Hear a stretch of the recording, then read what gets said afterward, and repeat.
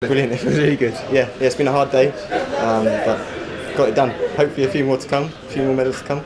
It's difficult to prep for it because the amount of hours in between the heats and the semis. I think it's 4 hours in between it, and then a very short space between the semis and the finals. So it's very difficult to prep for that. But yeah, warm-up was light before the finals, and just maintaining my focus, making sure I'm visualising myself in the track and just myself, and making sure I warm up properly and make sure I get out those blocks. That's the main thing in the 60, get out those blocks. It would have been nice to run a good time, but or a better time than I did, but it's one of those things, isn't it? It's competition, you've got to get the medals. Straight back into training, focusing on the outdoors and going for the Commonwealth Games standard, I think. I mean, I feel like I'm in the shape to run the Commonwealth standards, so hopefully go for Scotland.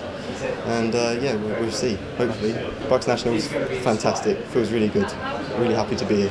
It's brilliant, there's a really good atmosphere, the boys are really good, everybody I compete against are really nice guys, and everybody's really happy to be here, so it's a different kind of environment, and it's a really nice environment to be in.